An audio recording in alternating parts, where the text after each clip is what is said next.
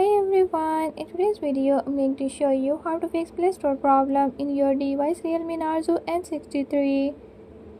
In this device, if Play Store is not working and not downloading apps, I'm gonna tell you how to fix this issue.